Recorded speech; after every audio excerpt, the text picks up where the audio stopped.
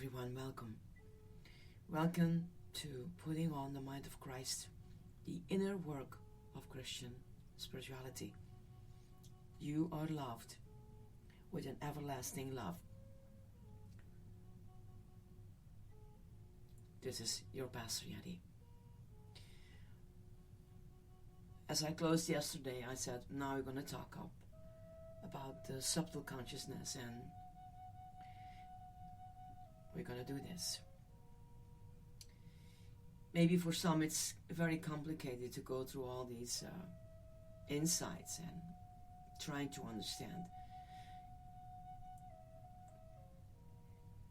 I believe that if we are open and reflect on ourselves, we are able to understand a deeper experience on those different levels in the teaching of Jesus Christ, who is our master teacher above all the other masters.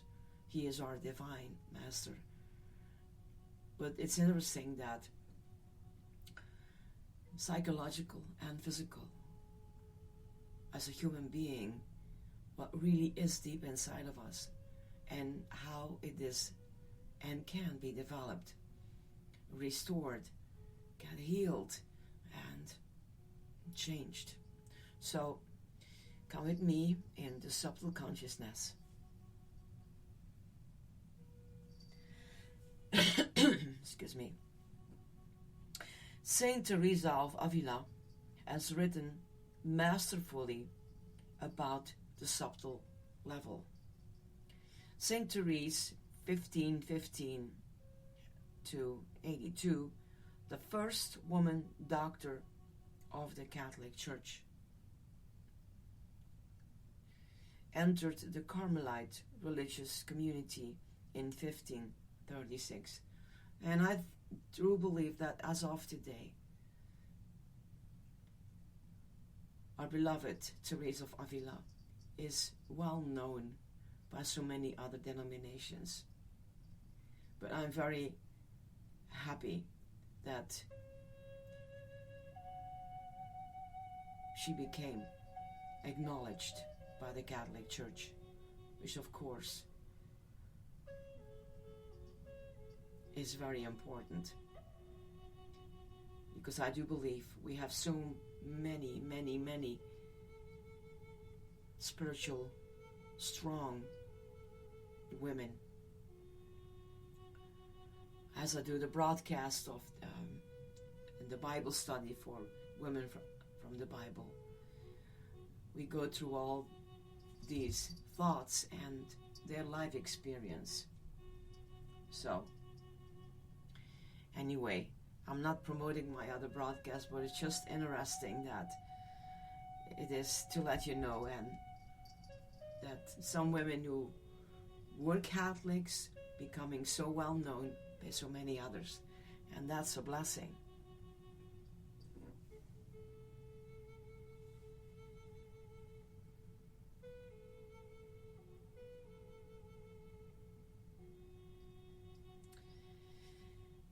Many years later, around 1555, she had a second religious conversion, which eventually led her to start a reformed branch of her religious community. She was assisted in this by a friend and fellow mystic, St. John of the Cross.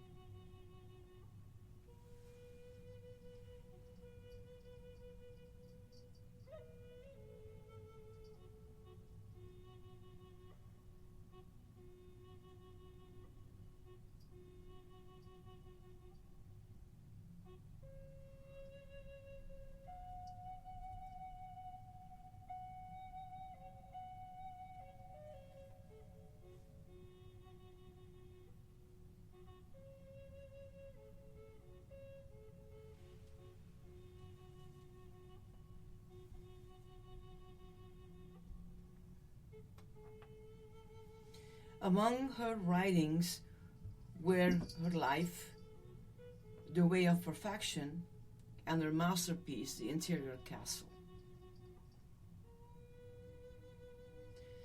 After the death of the Knight of Senses and rebirth into the subtle level, the constant Christian theme at every level, our consciousness feels as if liberated from a cramped prison cell. That is what St. John of the Cross experienced. The subtle level is the last level at which our self will be identified with our human personality. At the subtle level, our consciousness becomes capable of receiving direct communications from the causal level, the level of the soul. We gain immediated contact with our guardian angel, the angel of the true self.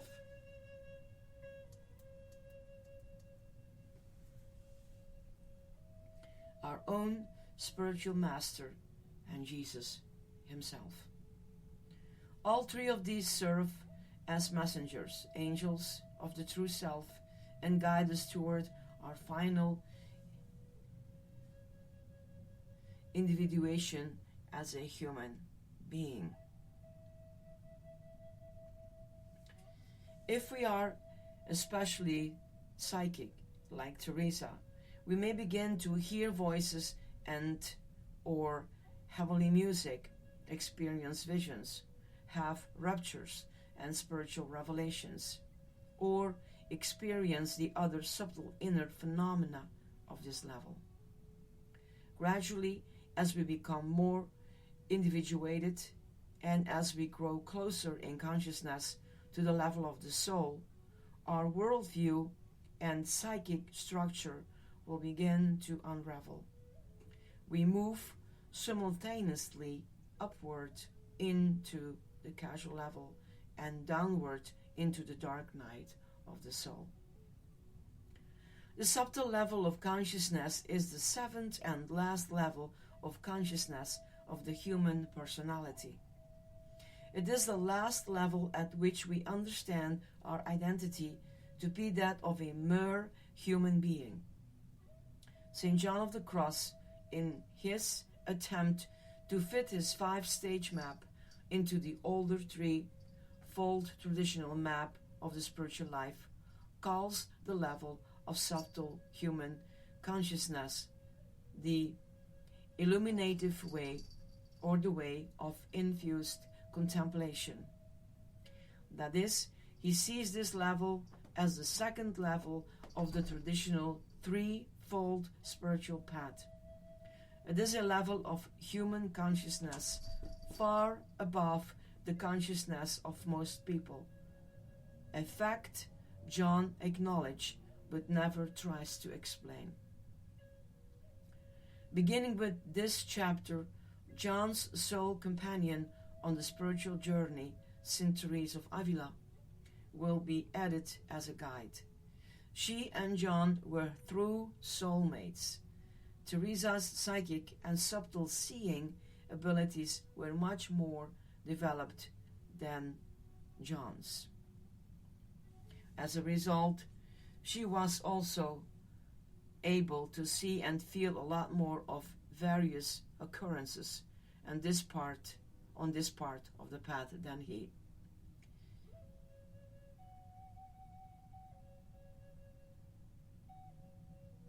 I said on the end of the last chapter that our consciousness pops up from the psychic into the subtle level of consciousness. This abrupt kind of shift actually occurs at every level, but as is the case at the high levels, we now become much more consciously aware of what is happening. Often, for example, after the long years of inner preparation in the dark night of the senses, we emerge into the subtle level in the space of an hour, a day, or a week. The Christian tradition calls these transformational endings, rebirths. We have died to the old level of consciousness, which in hindsight is seen to have presented an inadequate, incomplete, constructed, and distorted picture of the world in which we live and of Jesus' teachings, and are reborn into a new, more expansive and finer world. John of the Cross writes with respect to entrance into the level of the subtle consciousness. In this new state, as one liberated from a cramped prison cell, the soul, goes about the things of God with much more freedom and satisfaction of spirit, and with more abundant interior delight. Whenever we are reborn into a new level of consciousness, we feel that we have finally discovered the truth. We always feel that we have finally come. We finally come home. We always feel psychologically stronger and more integrated. And we always wonder why we could not before see the truth of the new level, which is now obvious. The first thing the reborn person is usually tempted to do is to write a book or to go on the preaching circuit to tell others about this truth, just as Jesus did when he emerged from the desert. Many do so, though sometimes it might be better if they do not. Jesus constantly admonished those who had healed to keep silent and tell no one about what had happened to them. And one reason he did so was perhaps because he knew that a person, though healed and reborn, had lots more deaths and rebirths to go through before they could come fully in the mind of Christ. By preaching and gathering followers instead of humbly moving on, we may end up stuck at a new level for the rest of our lives. In being reborn at any level, we always gain a clearer, more comprehensive, freer, and detached system of beliefs, a belief system closer to the mind of Jesus and the core values of Christianity. This new belief system, which includes but transcends the old, always affords a more aerial view of the world. The people we left behind at the old level are now seen to be stuck in more materialistically based details and distinctions that do not matter to Jesus or God. Their consciousness weighed down and blinded by the denseness of matter and its limitations. But the new, more aerial view is also paradoxically a more grounded and down-to-earth consciousness than the one we had previously. One less caught up in preconceived assumptions, concepts, and head tricks, one that is more accurate in seeing the actual world, visible and invisible, around us. All this is abundantly true of entrance into the subtle level. Once we have consciously realized the subtle level, it will usually take some years to get accustomed to the energies at this level and become competent exercising them in our everyday life. As John says, after having emerged from the state of beginners, the soul usually spends many years exercising itself in the state of proficience. This is usually a creative and productive period of life. Even before entrance to the subtle level, during the dark night of the senses, recounted in the last chapter, we began to develop the subtle senses, the equivalent at this level of the psychic senses at the psychic level and the physical senses at the physical. The subtle senses can detect much more rarefied or rarefied energy vibrations than the prior senses. And their use brings in much finer, more delicate and subtler shifts in awareness, hence the name subtle level. On entrance into the subtle level for the first time, we are giving immediate contact with our guardian angel and with our personal spiritual master, who might be, for example, one of Jesus' disciples. Turkam Saraydarian writes, "It is during this initiation, the dark night of the senses describes in the last chapter, that the physical, emotional, and mental nature is flooded with a great light and energy. This enables man to stand in the presence of his angel and have direct communication with him.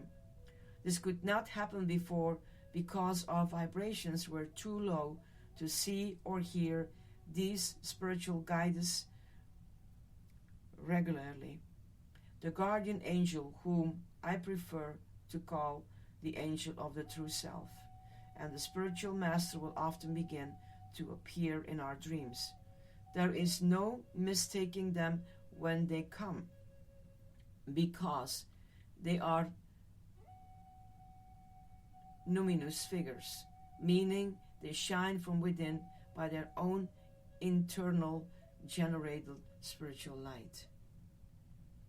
For a person of a different religious tradition, the guides and messengers will appear differently, perhaps as Buddhas to the Buddhist or prophets to the Jews, though I know of at least one Jewish mystic who, to his surprise, encountered Jesus at this level. Jesus telling him that Jesus still has an assigned role to play for his people. For a person of no religion who reaches this level, and some do so, the guides and messengers may appear as archetypes, like the wise old woman, the beautiful young princess, etc.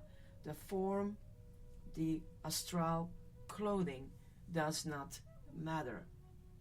All function as messengers from and archetypes of the soul, the true self, the higher self, what the Christian calls the Christ self.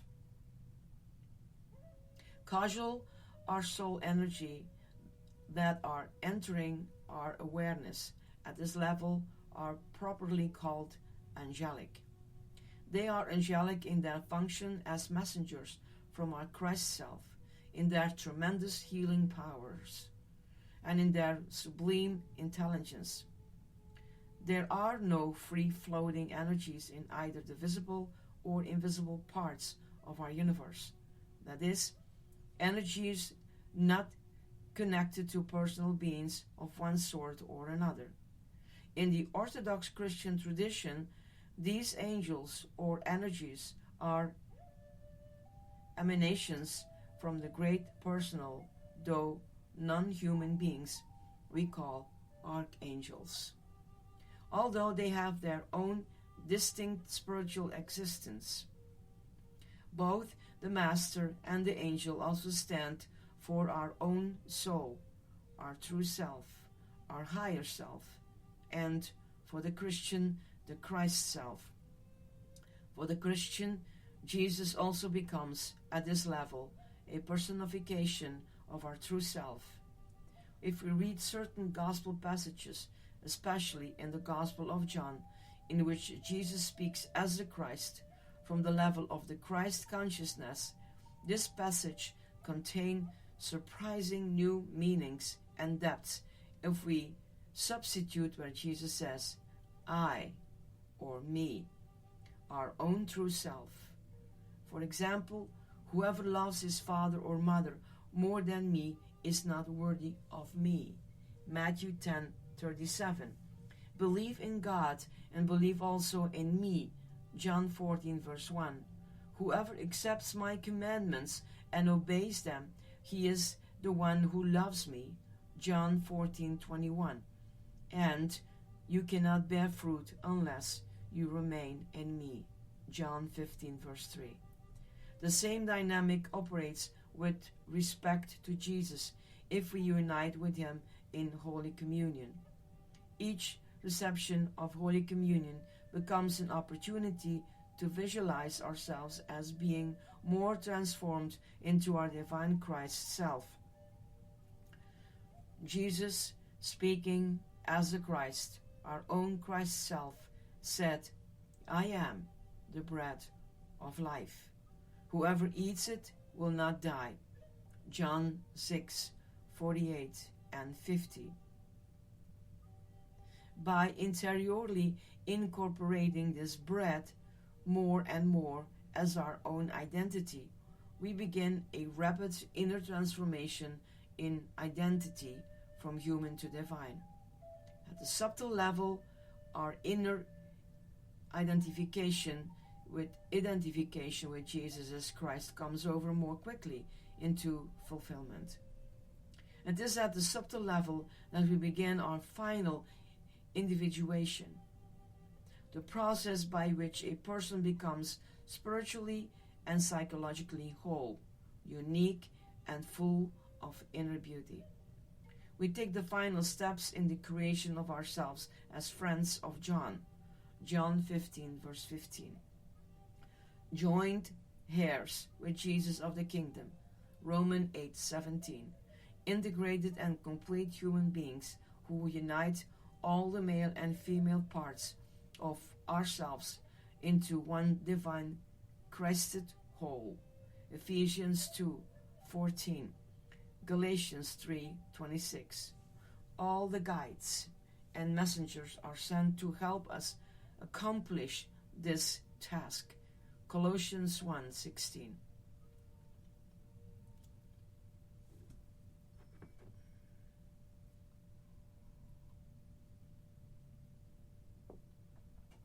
If we are the type who does not pay attention to dreams, the spiritual guides will find other ways to communicate. We may experience waking dreams, that is, visions. The spiritual guides may also communicate telepathically, so that we begin to hear their voices in our heads. We may experience raptures by being caught up in the subtle energies breaking through from the level of the soul. We may see synchronicities in our daily life, positive or negative, or experience profound new insights of every sort, what Teresa calls intellectual visions. There is practically no end to the types of psychic, subtle, and pure intuitionally phenomena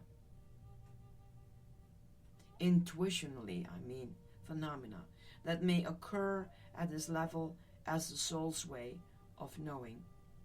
Pure intuition or knowingness begins to become operative in us. In her masterpiece, The Interior Castle, beginning with mention 6, Saint Therese describes many of the subtle phenomena one may encounter. Teresa gives clear and classic phenomenologically descriptions of so many of the subtle level apprehensions: interior illumination, sound, bliss, and understanding beyond ordinary time and place. Genuine archetypal form as creative patterns, not mythic motive. And psychic vision, going all the way to pure, non-verbal, transverbal, subtle intuition. The subtle level of consciousness begins with peace after communion of the dark night of the senses.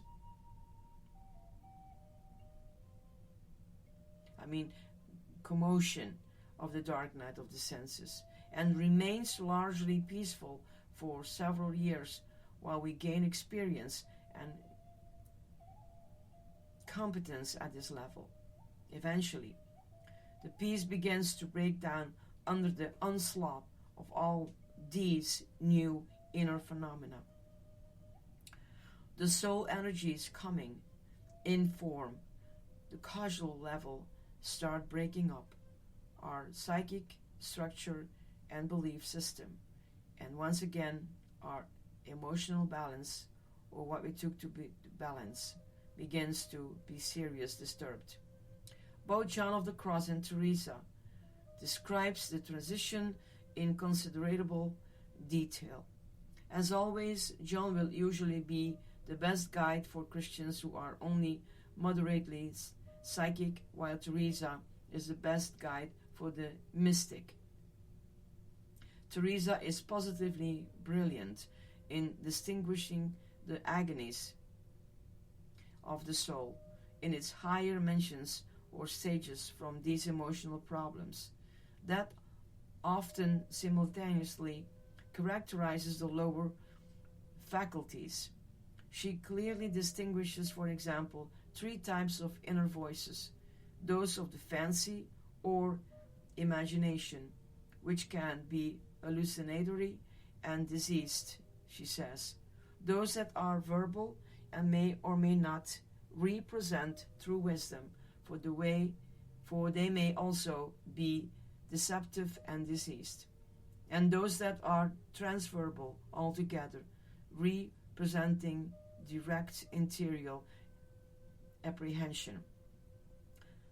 Though many Christian saints have had to go through this territory with almost no earthly assistance, since there were and are hardly any Christian spiritual master around to help them, the Buddhists wisely insist that it is imperative for a person at this level to have a living human master to keep an eye on them.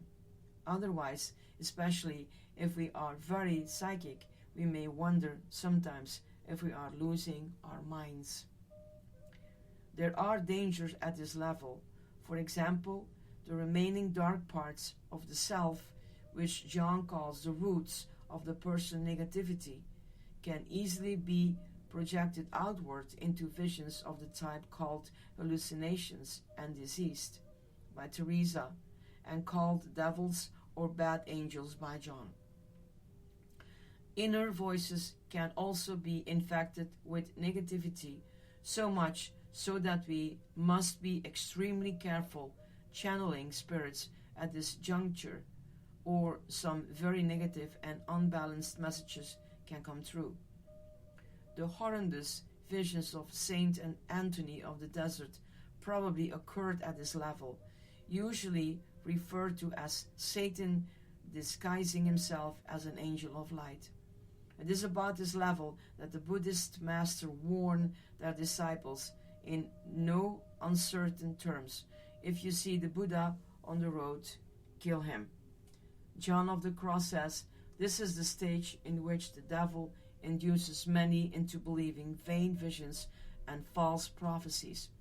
It is the healing and illuminating action of the subtle energies within that principally matters, not the phenomena that may or may not accompany them. These can be a danger to the extent they are infected by the demonic dark forces of negativity. If we get closer to the level of the soul, 2 things happen. On the negative side, the phenomena are likely to accelerate, becomes more the centering and upsetting. On the positive side, our spiritual guides will step up their efforts on our behalf. The result is that, as our consciousness gradually ascends to the next level of consciousness, the causal level, Christ consciousness, we also begin a simultaneous descent into spiritual crisis, the like of which we have never before experienced, into what John of the Cross calls the dark night of the soul, and the late Buddhist spiritual master Guillaume Trungpa Rinpoche called the realm of hell. This simultaneous ascent and descent can take several years and usually accelerates in intensity as it does. With it, the transition beyond identification with the human personality has begun in earnest. All of the time frames I am giving with respect to the high levels of consciousness are based upon my own experience, which generally parallels John of the Cross. But it must be remembered that the Christian path generally does not use a scientific method of meditation. I believe that all of these time frames can be shortened considerably where one to be used, especially if used under direct tutelage of an incarnated spiritual master. For many years, there has been a debate among the scientists who study evolution as to whether past evolution from one level of complexity to another proceeded gradually or by sudden catastrophe.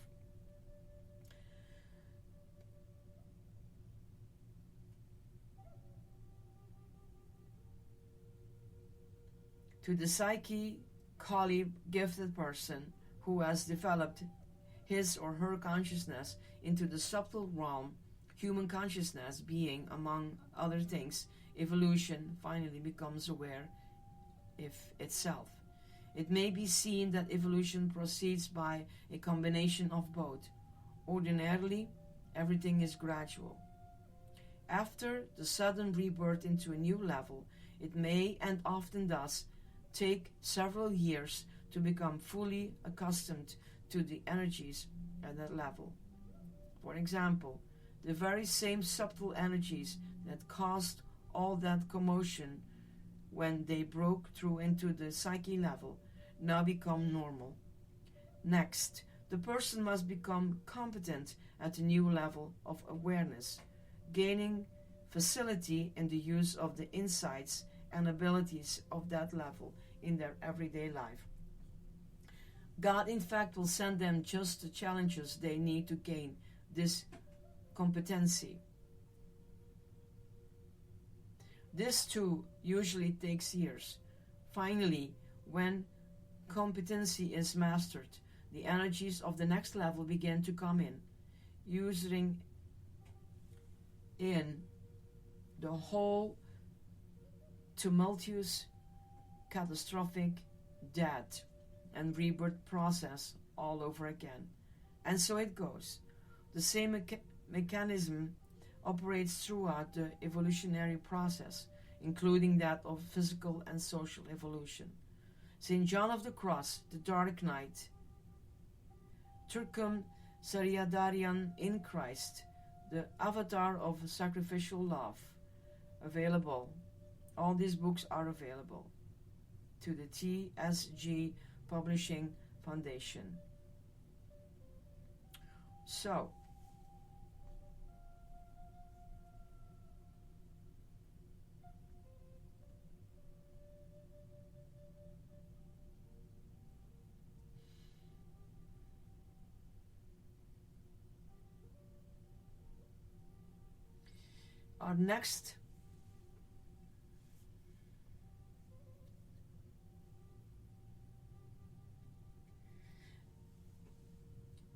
our next chapter will be the nature of the dark night of the soul. So we ended up with the subtle mind, and we start the dark night of the soul.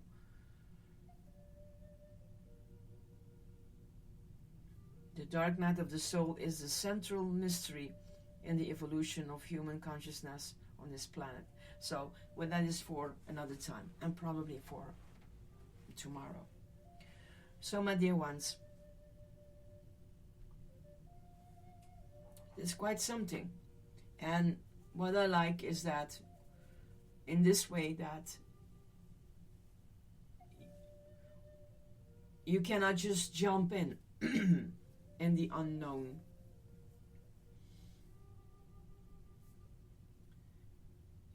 We need to be very wise and not doing foolish things.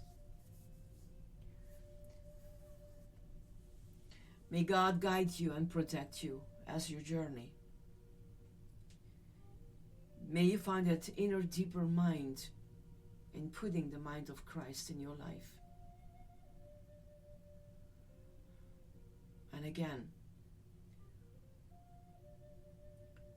it's a lifetime experience.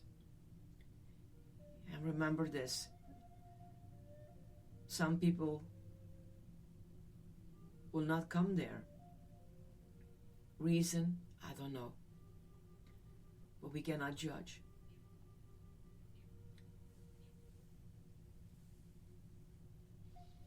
May God bless you and protect you. May He keep you from all harm. And may His light shine upon you as you go. Have a wonderful day. And enjoy what you heard today. Enjoying in this way that it is a joy that passes understanding. A deep insight. God bless. This is your Pastor Yeti. Bye-bye.